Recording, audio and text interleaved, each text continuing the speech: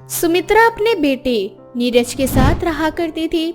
सुमित्रा ने नीरज को अकेले ही पाला था और उसने अपने समय में काफी गरीबी देखी थी, जिस वजह से सुमित्रा से काफी कंजूस थी। वो हर चीज में कटौती किया करती थी। नीरज अब बड़ा हो चुका था और वो अपने बेटे की शादी एक अमीर घर की लड़की से करवाना चाहती थी, ताकि उन्हें कभी पैसों की दिक्कत ना रहे। पर ये क्या, नीरज बिना सुमित्रा को कुछ बताए काजल नाम की गरीब लड़की से शादी करके उसे घर ले आता है। काजल को अपनी बहू के रूप में देख सुमित्रा के पैरों तले जमीन खिसक जाती है। बेटा, ये सब क्या है? तूने इस लड़की से शादी कर ली और मुझे बताया भी नहीं। माना कि मैं तेरी माँ कंजूस हूँ, लेकिन इसका मतलब ये नहीं कि मैं तेरी शादी का खर्चा ना उठा सकूं। माँ, मैं जानता हूँ, पर मैंने काजल से शादी इसलिए नहीं करी ताकि हमारे पैसे बच सकें, बल्कि मैं काजल से बहुत प्यार करता था, इसलिए मैंने काजल से शादी करी। और मैं बहुत अच्छे से जानता था कि आप काजल को कभी नहीं अपनाओगी, क्योंकि काजल गरीब है। उनके माँ बाप के पास इतना पैसा नहीं है कि वो दहेज में कुछ दे सकें। अब सुमित्रा करती भी तो क्या, वो अपने बेटे नीरज के खातिर काजल को अपना लेती है और ऐसे ही कुछ दिन बीत जाते हैं। समय के साथ नीरज का प्रमोशन हो जाता है और नीरज गांव से बाहर शहर में नौकरी करने के लिए चला जाता है। अब घर में केवल सुमित्रा और काजल रहते हैं। काजल ने भी घर की सारी जिम्मेदारियां बखूबी उठा रखी थी, पर सुमित्रा की कंजूसी की कोई हद नहीं थी। ऐसे ही एक दिन काजल किचन में खाना बना रही होती है और तभी सुमित्रा उससे कहती है, अरे ओ कलमुही, हम इतने भी धनवान नहीं हैं जो हम बेमतलब पूरे घर में पंखा, कूलर, टीवी, फ्रिज चलाते रहें। क्या हुआ माँ जी, आप ऐसा क्यों बोल रही हैं? मैं ऐसा क्यों बोल रही हूँ? अरे ओ महारानी, अभी तेरे कमरे से आ रही हूँ। तेरे कमरे में पंखा, लाइट चालू है। वो देख, रसोई में फ्रिज अभी तक चालू है। अरे ये सब क्या है? जब पानी ठंडा हो चुका है तो फ्रिज चलाने का क्या मतलब है? इतना बोलकर सुमित्रा फ्रिज बंद कर देती है और काजल से कहती है, इतनी गर्मी नहीं हो रही है कि तुझे हर समय फ्रिज का पानी चाहिए। ये मत भूल कि तेरे मायके में फ्रिज नहीं था, फिर भी तू यहाँ फ्रिज का ठंडा पानी पी रही है। और रही बात पंखे और लाइट की, तो जहाँ पर मैं बैठूंगी वहीं पर पंखा और लाइट चलेगा। इसके अलावा कहीं भी तूने पंखा और लाइट जलाया तो मुझसे बुरा नहीं होगा कोई भी। सुमित्रा काजल को उसकी गरीबी और उसकी औकात दिखाकर चली जाती है, पर बेचारी काजल करती भी तो क्या। सच तो आखिर सच है, उसके मायके में ऐसी कोई भी फैसिलिटीज नहीं थी, इसलिए काजल चुपचाप अपनी सास के सारे ताने सुनती है और भरी गर्मी में पूरा दिन काम करती है। ऐसे ही एक दिन काजल की तबीयत कुछ ठीक नहीं होती, इसलिए वो खाना बनाकर थोड़ी देर आराम करने की सोचती है। आज तो बहुत गर्मी है, अब गर्मी बर्दाश्त नहीं हो रही, चक्कर आ रहे हैं। एक काम करती हूँ, माँ जी के साथ उनके कमरे में थोड़ी देर पंखे की हवा में बैठ जाती हूँ, क्या पता थोड़ी तबीयत सुधर जाए।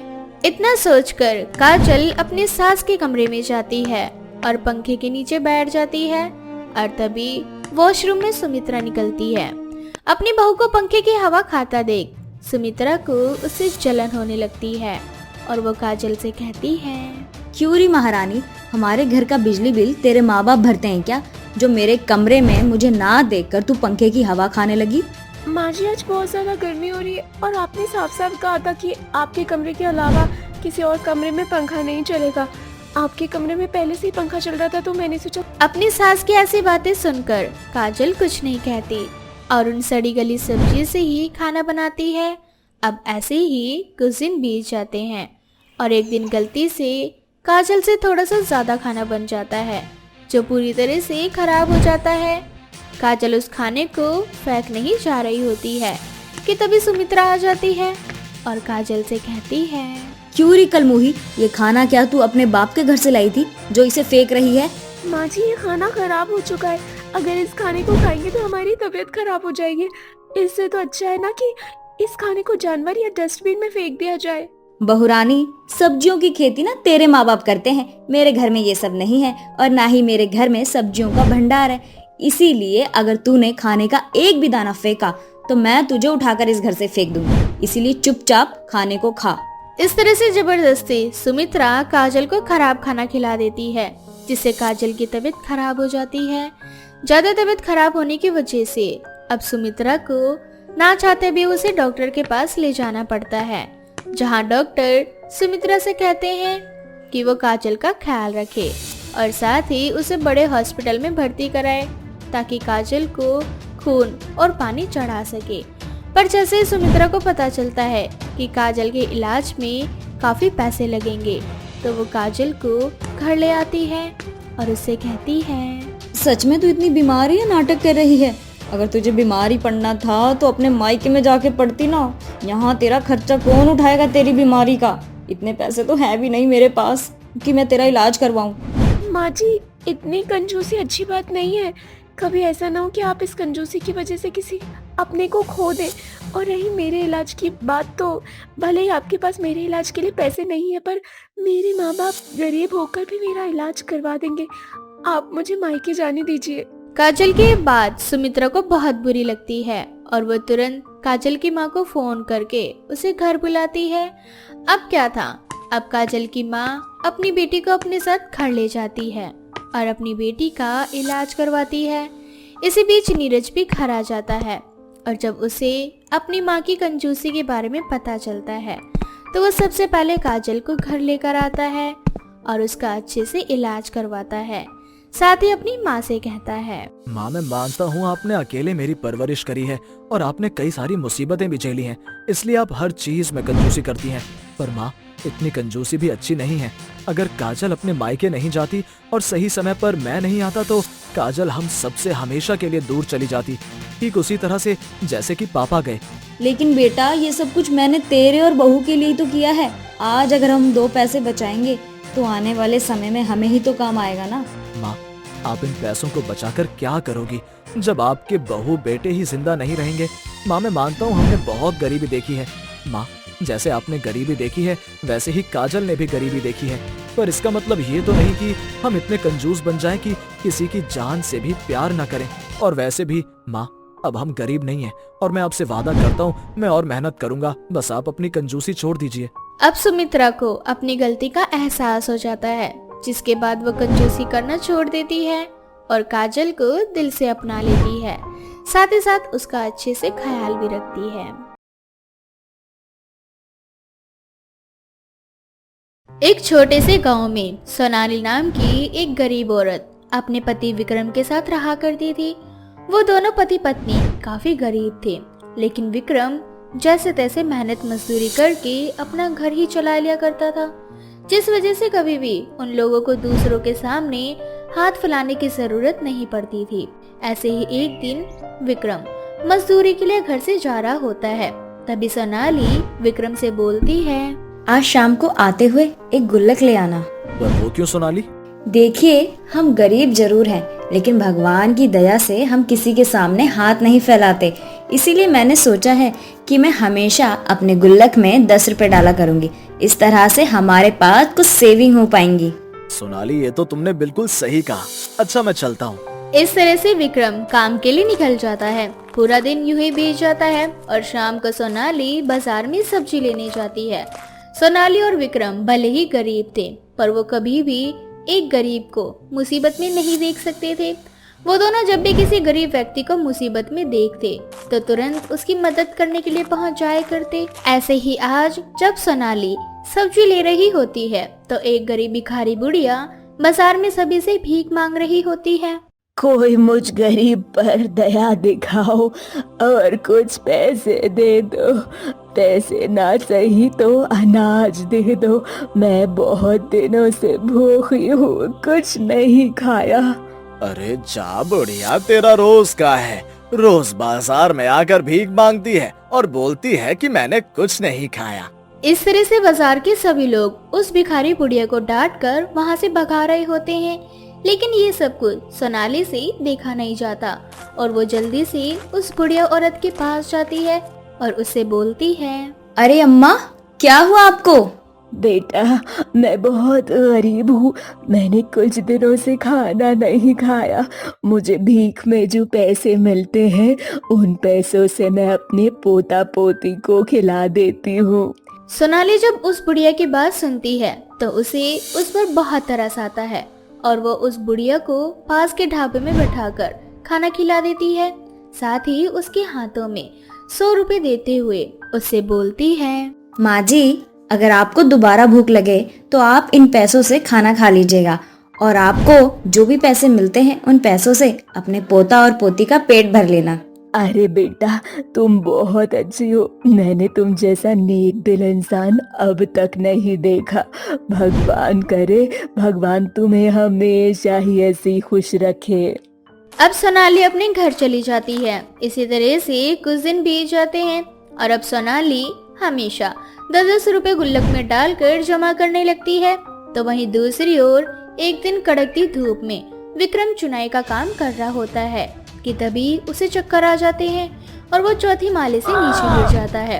अब आसपास के सभी लोग उसे जल्दी से अस्पताल लेकर जाते हैं और जब ये बात सोनाली को पता चलती है तो वो भी अस्पताल जाती है, जहां डॉक्टर सोनाली से बोलते हैं। देखिए, आपके पति के पैरों में काफी चोट लगी थी, इसीलिए हमें इनके पैरों पर प्लास्टर करना पड़ा। पर आप फिक्र मत कीजिए, भगवान की कृपा से आपके पति को ज्यादा चोट नहीं लगी है, बस एक पैर में फ्रैक्चर आया है और कुछ नहीं। डॉक्टर, मेरे पति जल्दी ठीक तो हो जाएंगे ना?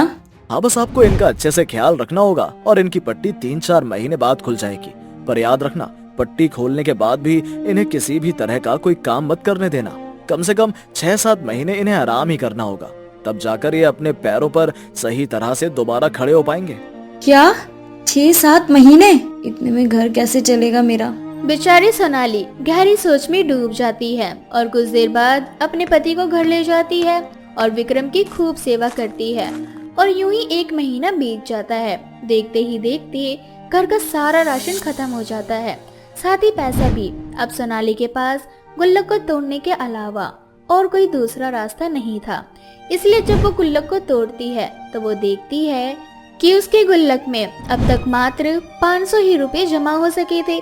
इतने कम पैसे देखकर सोनाली खुद से बोलती है, अरे ये क्या, ये तो सिर्फ 500 रुपए ही जमा हो पाए हैं।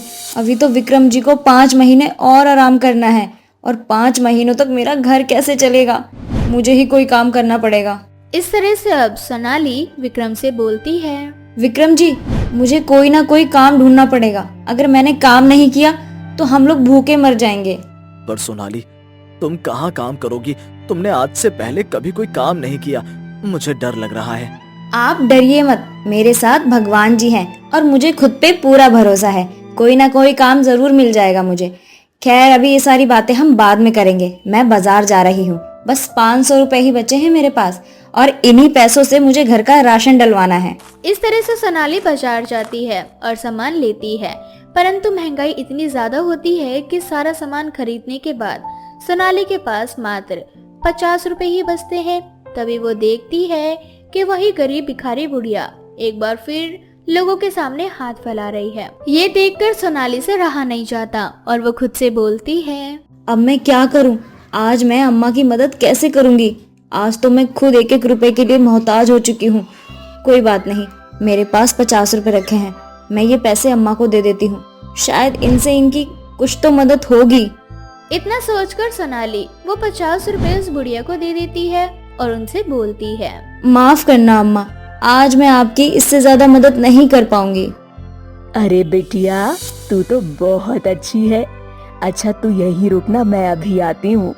बुढ़िया सोनाली को रोककर एक मिठाई की दुकान से 50 रुपए में नारियल की बर्फी खरीदती है और उस बर्फी को अपने हाथ में लेकर एक मंत्र पढ़ती है, गरीबों की गरीबी दूर हो जब तो उनके घर हो। इतना बोलकर बुढ़िया वो जादुई नारियल की बर्फी सोनाली को दे देती है। ये देखकर सोनाली बहुत हैरान होती है, जिसके बाद बुढ़िया सोनाली से बोलती है, बेटा, तू हमेशा गरीबों की मदद करती है, इसीलिए आज मैं तेरी छोटी सी मदद करना चाहती हूँ। तू इस बर्फी को अपने साथ अपने घर ले जा और बस नारियल की बर्फी से कहना, हे जादुई नारियल की बर्फी, मेरे पति को ठीक कर दे और तू एक से अनेक बन जा। इस तरह से बुढ़िया पल भर में ही वहाँ से गायब हो जाती है। ये देखकर सोनाली बहुत हैरान होती है और वो घर जाती है। अब सोनाली घर जाकर बिल्कुल वैसा ही करती है जैसा उस बुढ़िया ने कहा था। हे जादुई नारियल की बर्फी, तू मेरे पति को जल्दी से ठीक कर दे और खुद एक से अनेक बन जा। सोनाली के इतना बोलते ही विक्रम बिल्कुल ठीक हो जाता है और अपने पैरों पर चलने लगता है। और साथ ही एक नारियल की बर्फी अनेकों में तब्दील हो जाती है। ये देखकर विक्रम सोनाली से बोलता है, सोनाली, ये सब कुछ तुमने कैसे किया और ये कैसा चमत्कार है? ये नारियल की बर्फी तो जादुई है। आप बिल्कुल सही कह रहे हैं। अब मुझे समझ में आ रहा है कि जिस भिखारी बुढ़िया ने मुझे ये बर्फी दी थी वो एक मायावी औरत थी और मुझे ये बर्फी देने से पहले उसने एक मंत्र पढ़ा, जिसके बाद ये साधारण बर्फी जादुई नारियल की बर्फी बन गई। अब हम इस जादुई बर्फी की मदद से जो मांगेंगे हमें वो मिलेगा। इस तरह से सोनाली और विक्रम उस जादुई नारियल की बर्फी की मदद से अपनी खुद की मिठाई की दुकान खोलते हैं और जादुई नारियल की बर्फी से और भी कई तरह की मिठाइयाँ मांगते हैं। हे जादुई नारियल की बर्फी, अब मैं चाहती हूँ कि मेरी इस दुकान में हर प्रकार की मिठाइयाँ हों, ताकि मेरी दुकान में आने वाला हर व्यक्ति अपनी मनपसंद की मिठाइयाँ लेकर घर जा सके। अब सोनाली की दुकान में हर प्रकार की मिठाइयाँ भर जाती है। अब सोनाली और विक्रम मिठाइयों को बेचकर अपना गुजारा चलाते हैं। साथ ही वो दोनों गरीब लोगों की मदद करते हैं और इस तरह से जादुई नारियल की बर्फी की मदद से सोनाली और विक्रम एक साथ हमेशा हंसी खुशी रहते हैं। चुड़ैल टीचर। ये कहानी कई साल पुराने आनंद नगर नाम के एक गांव की है, जहाँ के जंगल में एक खतरनाक चुड़ैल रहा करती थी। वो चुड़ैल जंगल के सभी जीव जंतुओं को मारकर खा जाया करती थी। देखते ही देखते उस जंगल के सारे जीव जंतु खत्म हो जाते हैं और एक दिन चुड़ैल भूख से तड़पती हुई जंगल के अंदर अपना शिकार ढूंढ रही होती है। कहाँ मर गए आज सारे जानवर? कितनी भूख लग रही है, क्या खाऊं? यहाँ तो अब कोई भी पशु पक्षी नहीं बचा जिसे मारकर मैं अपनी भूख शांत कर सकूं। अब क्या करूं? इतना बोलकर चुड़ैल जंगल के बाहर की ओर चलने लगती है और अपना शिकार ढूंढने लगती है। तभी उसे जंगल से बाहर कुछ गाड़ियों की आवाज सुनाई देती है और चुड़ैल बाहर आती है। बाहर आते ही वो कई सारे इंसानों को देखती है। इंसानों को देखकर चुड़ैल खुद से बोलती है, अरे वाह, जंगल के बाहर इतने सारे इंसान हैं। अगर मैं इन्हें रोज मारकर खाती रही तो भी पूरी जिंदगी में आराम से मारकर खा सकती हूँ और अपना पेट भर सकती हूँ। इनकी जनसंख्या तो जानवरों से भी ज्यादा है। जानवरों को खा खा कर अब मैं बोर हो गई। अब इंसान के मांस को खाकर देखती हूँ, बड़ा मजा आएगा जब मैं इंसानों को मार कर खाऊंगी। इतना बोलकर वो चुड़ैल अब अकेले इंसानों को देखने लगती है, पर उसे कोई भी अकेला नजर नहीं आता। तभी वो देखती है कि एक बच्चा एक पेड़ के पीछे छुपकर पेशाब कर रहा होता है। उस बच्चे को देखकर चुड़ैल बहुत खुश होती है और बोलती है, मुझे मेरा आज का शिकार मिल गया। हा, हा, हा। इतना बोलकर वो चुड़ैल उस बच्चे के पास जाने लगती है। तभी उस बच्चे की टीचर आती है और बोलती है, बेटा अगर तुमने पेशाब कर लिया है तो चलो स्कूल बस में बैठने, स्कूल के लिए लेट हो रहा है ना। जी मैडम। इतना बोलकर वो बच्चा अपनी टीचर के साथ बस की ओर जाने लगता है। ये देखकर चुड़ैल को बहुत गुस्सा आता है और वो अपना रूप बदलकर उस टीचर के पास अपने हाथों में राशन लेकर आती है और टीचर से बोलती है, बेटा मैं बहुत बूढ़ी हूँ, मुझसे चला भी नहीं जा रहा। मेरा राशन अगर तू मेरी उस झोपड़ी तक पहुँचा देगी तो बहुत भला होगा तुम्हारा। वो जो सामने झोपड़ी है ना, वो मेरी है बेटा, प्लीज मना मत करना। मैंने यहाँ बहुत से लोगों से मदद मांगी पर मेरी कोई मदद नहीं कर रहा। तुम तो एक टीचर हो ना, तुम तो बच्चों को यही बात सिखाती हो कि बड़े और बूढ़ों की मदद करनी चाहिए। बेटा तुम मुझ गरीब बूढ़ी की भी मदद कर दो। माँ जी अगर आप इतनी रिक्वेस्ट कर रही हैं तो मैं आपका राशन आपके घर तक जरूर छोड़ दूंगी। अच्छा बेटा तुम बस में चलो और उनसे कहना कि मैडम अभी आ रही हैं, ठीक है, जाओ। Okay madam. इतना बोलकर वो बच्चा तो बस के अंदर चला जाता है और टीचर उस चुड़ैल के साथ चल पड़ती है। चुड़ैल उस टीचर को अपनी कुटिया तक ले जाती है और अकेले का फायदा उठाकर चुड़ैल टीचर को मारकर खा जाती है। साथ ही उसी टीचर का रूप धारण कर लेती है और बस में बैठ जाती है। स्कूल पहुंचने के बाद वो बच्चों को पढ़ाने लगती है और जैसे ही उसे मौका मिलता वो उस मौके का फायदा उठाती और एक एक करके बच्चों को मारकर खा जाती। अब इसी तरह से चुड़ैल एक एक करके बच्चों को मारकर खाने लगती है। स्कूल से धीरे धीरे बच्चे गायब होने लगते हैं। अब इसी तरह से चुड़ैल टीचर बनकर सभी बच्चों को पढ़ाती है। सभी बच्चे उसे बहुत पसंद करने लगते हैं। पर चुड़ैल छुट्टी के समय और सुबह के समय जब भी किसी बच्चे को अकेला देखती तो बस उस बच्चे को खा जाती। परंतु एक दिन एक बच्चा चुड़ैल को अपने दोस्त पिंकू को खाते हुए देख लेता है। ये देखकर वो बहुत ज्यादा डर जाता है और चुपचाप अपनी क्लास में जाकर बैठ जाता है। जब चुड़ैल क्लास में बच्चों को पढ़ाने के लिए आती है तब चुड़ैल उस बच्चे से बोलती है, बेटा मैंने सुना है तुम बहुत अच्छा गाना गाते हो, क्या तुम मुझे एक गाना नहीं सुनाओगे? आखिर मैं तुम्हारी फेवरेट टीचर हूँ ना। वो मैडम, आज मेरा गला खराब है, मैं आपको कल गाना सुना दूंगा। मैडम मुझे वॉशरूम जाना है, क्या मैं वॉशरूम जा सकता हूँ? पर बेटा अभी अभी तो तुम वॉशरूम से आए थे ना। हाँ मैडम, वो दरअसल उस समय वॉशरूम के अंदर कोई था तो मैं बिना वॉशरूम किए ही आ गया। मुझे बहुत तेज लगी है, क्या मैं वॉशरूम करने जाऊं? अच्छा ठीक है तुम जाओ। ये बच्चा वॉशरूम का बहाना करके अपने प्रिंसिपल के रूम में जाकर प्रिंसिपल को सारी सच्चाई बताता है। सर हमारी टीचर नहीं, एक चुड़ैल है। मैंने अपनी आंखों से देखा है, वो मेरे दोस्त टिंकू को खा गई। तुम क्या बोल रहे हो बेटा?